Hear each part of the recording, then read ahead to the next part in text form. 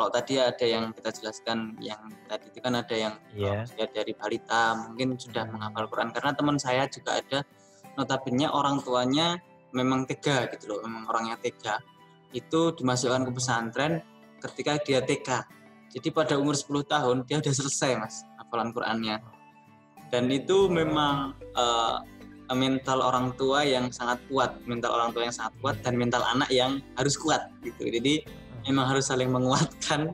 Jadi dari TK aja sudah di pesantren, kemudian di umur 10 tahun dia sudah selesai. Kemudian SD SMP dia sudah punya hafalan, tinggal murojaah aja. Apalagi kalau biasanya kalau memang anak tersebut sudah di pesantren dari kecil, biasanya anak tersebut menjadi orang yang disiplin sih Mas. Kalau pengetahuan saya. Tapi ada beberapa ini juga trik juga buat teman-teman yang ingin menghafal Al-Quran. Karena saya juga masih proses menghafal Al-Quran Mas. Jadi ini adalah sebenarnya nasihat untuk diri saya pribadi. Jadi kita ini memang harus selalu berusaha untuk menghafal Al-Quran gitu. Jadi wah kok ini ayat ini kok susah ya. Ya diulang terus. Siapa tahu kalau memang masih susah nanti dilihat artinya. Siapa tahu artinya itu sedang ada hal yang menyangkut dari kehidupan kita saat ini. Mungkin ada urusan sama orang tua kita yang salah, atau ada beberapa harta yang mungkin syubhat dan sebagainya, dan kita diingatkan oleh ayat tersebut setelah kita mengetahui dan kita sudah ditegur dengan ayat tersebut, nanti juga bisa jadi hafal. Tapi juga ada teman-teman juga yang dia bisa menghafal, dikasih kelebihan sama Allah itu menghafalnya cepat. Seperti kayak tadi yang daurah itu kan dia memang benar-benar cepat gitu loh Mas, benar-benar cepat. Ada daurah yang 1 bulan, 2 minggu 1 juz, atau 2 minggu 10 juz, atau 1 bulan 30 juz, itu kan juga ada juga. Dan itu sangat istimewa sekali gitu teman-teman. Jadi teman-teman harus bisa memanfaatkan waktu-waktu luang, terlebih di masa pandemi masa pandemi ini yang banyak waktu kosong bagi kita. Oke lah kita punya waktu untuk nge-game, tapi jangan sampai lupa juga waktu kita untuk bersama Al-Quran gitu loh. Jadi seenggaknya kita menghafal 1 hari 1 ayat, yang bisa 1 ayat, atau 1 hari 1 halaman, syukur-syukur seperti itu. Gitu sih Mas. Jadi tetap semangat berusaha.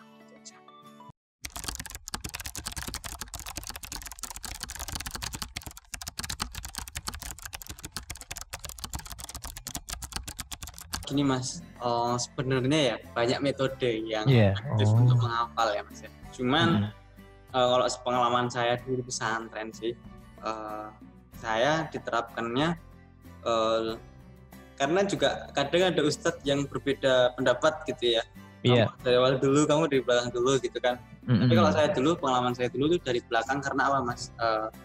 Di ayat-ayat belakang juz 30, 29, 28 itu kan banyak ayat-ayat pendek, kemudian ayat-ayat yang hampir bersamaan artinya, kemudian ucapannya Mas, hampir sama ucapannya gitu kan. Jadi kata-katanya tuh hampir sama gitu. Jadi banyak banget sih kita udah bolak-balik gitu kan.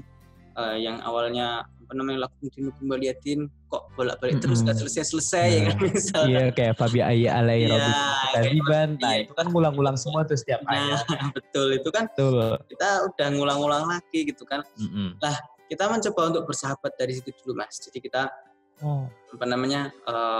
mulai tahulah susunan-susunan ayatnya. Setelah ini, setelah ini. Kemudian ini hampir sama gitu kan. Jadi kalau yang yang mudah-mudah itu, yang pendek-pendek, kemudian yang hampir sama-sama itu sudah kita kuasai atau kita sudah bersahabat sama ayat-ayat tersebut. Insya Allah nanti kan kalau di depan kan ayat-ayatnya panjang-panjang tuh kadang-kadang tuh. Dan itu ayat-ayatnya beda-beda.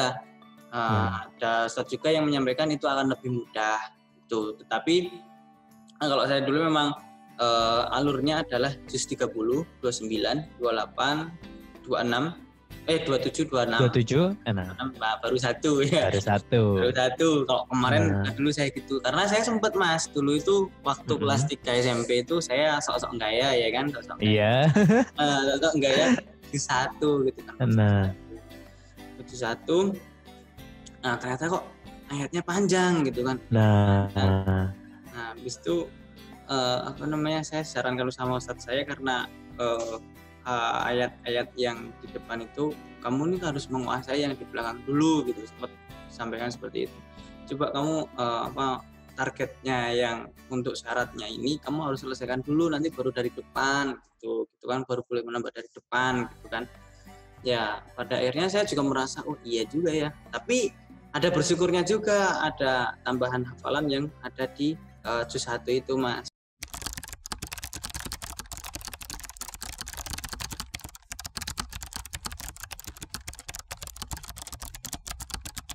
Kalau menurut saya Mas, inti dari sebuah menghafal itu adalah sebenarnya menjaga. Menjaganya itu adalah murojaah dengan cara murojaah dan juga mengamalkannya sih kalau menurut saya sih.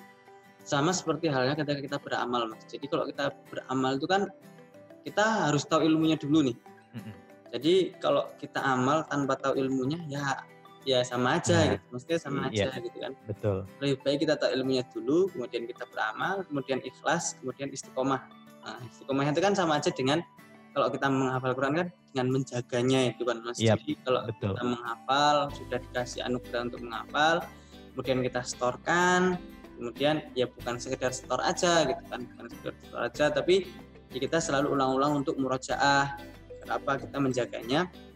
Mungkin dari situ, dari ayat tersebut ada ayat-ayat makna-makna baru artinya yang mungkin belum kita tahu, akhirnya kita menjadi tahu. Kemudian yang ayat ada yang mungkin hampir lepas ya kan, karena godaan dunia ya kan. Godaan dunia gitu loh Mas. Godaan dunia itu apa aja lah Mas. Apa aja gitu loh. Nah itu kan yang susah juga itu kan di situ Mas. Jadi memang salah satu hal yang paling penting dari menghafal itu kan sebenarnya menjaga Mas. Jadi kalau bisa teman-teman yang saat ini masih menghafal Quran seperti saya mungkin masih berusaha ya Mas, masih berusaha karena memang masih banyak banget yang belum dihafal itu kan. Itu kalau bisa menargetkan dan juga mengkhususkan waktu Mas.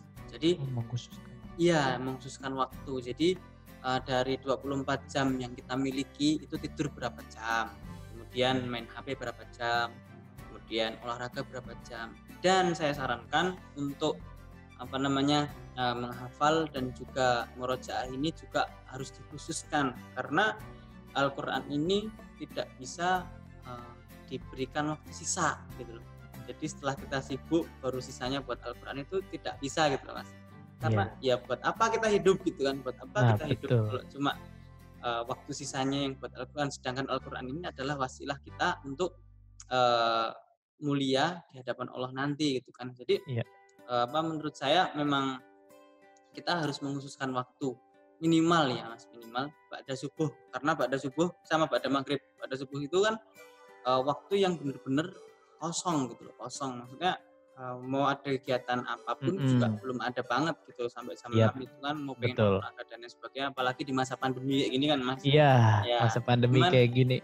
Memang kadang-kadang kalau kita sholatnya di rumah itu mungkin lebih menggoda kasur daripada kasur, TV, HP.